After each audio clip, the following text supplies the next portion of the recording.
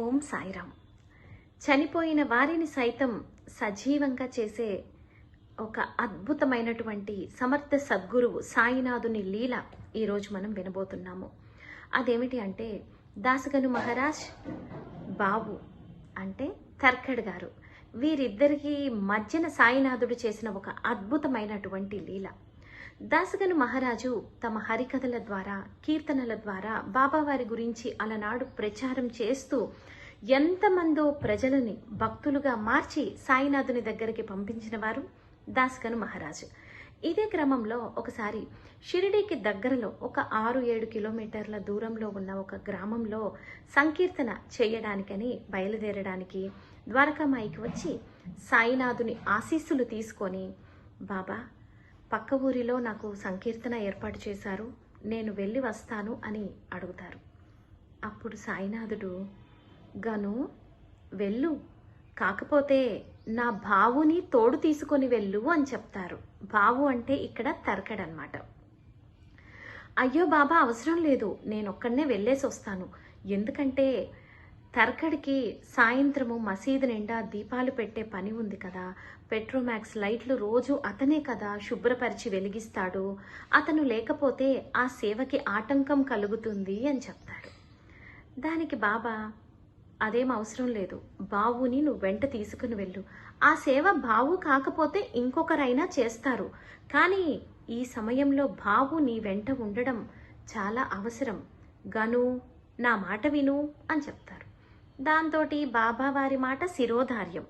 దాసగను మహారాజు బావులు ఇద్దరు కలిసి కాలినడకన, అంటే అప్పుడు ఇంత ట్రాన్స్పోర్ట్ అవి లేవు కాబట్టి కాలినడకన ఆ ఊరు చేరుకొని సంకీర్తనకు కావలసిన ఏర్పాట్లన్నీ వీరే స్వయంగా చేసుకుంటారు. చాపలేసుకొని చుట్టూ దీపాలు పెట్టి ఒక చిన్న బల్ల వేసి ఆ బల్ల మీద బాబావారి చిత్రపటం పెట్టి పూలమాల వేసి సంకీర్తన మొదలు పెడతారు.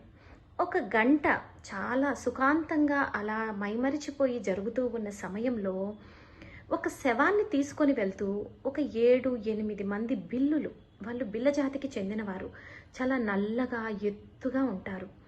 వారు ఆ శవ సంస్కారాని కోసమని పాడ మీద మోసుకొని పోతూ ఆ హరికథ జరిగే దగ్గర నుంచే వెళ్తూ ఉన్నారనమాట. ఇదంతా చూసి వారిలో బిల్ల నాయకుడు ముందుకొచ్చి అడగడం జరుగుతుంది. ఎవరు మీరు, ఎక్కడి నుంచి వచ్చారు, ఈ ఫోటో ఎవరిది అని చాలా పరుషంగా అడుగుతారు ఆ వ్యక్తి. దాంతో దాసగను మహారాజు, ఈయన సాయిబాబా మా గురువండి, ఏం చేస్తూ ఉంటారు, ఆకలితో ఉన్నవారికి అన్నం పెడతారు, ఆపదలో ఉన్నవారిని ఆదుకుంటారు, పేదలకి వైద్యం చేస్తారు, నిష్కామంగా సేవ చేసి అందరినీ ఆదుకుంటూ ఉంటారు అని చెప్తారు. మరి నీ గురువుకి నిజంగా అంత మహిమ ఉంటే ఏది ఆ చనిపోయిన శవానికి ప్రాణం పోయమని చూద్దాము, అది జరగకపోతే మీ ఇద్దరిని ఇక్కడే చంపేస్తాను అని బెదిరిస్తాడు. అంతే. దాంతో దాసగను మహారాజుకి ఏమి చెయ్యాలో అర్థం కాలేదు. అప్పుడు పక్కనే ఉన్న బావు, గను భయపడకు, మనకి సాయినాథుడు అండగా ఉన్నారు, మనందరికీ ఇష్టమైన సాయి రెహం నజర్ కరణ పాట పాడు, మిగతాదంతా సాయినాథుడే చూసుకుంటాడు, మన చేతుల్లో ఏమీ లేదు అని సలహా ఇస్తారు. దాంతో దాసగను మహారాజు సాయి రెహం నజర్ కర్నా బచ్చోం కా పాలన కర్నా అని మొదలు పెడతారు. అది చాలా అందమైన అద్భుతమైన మనందరికీ ఇష్టమైన పాట కదూ.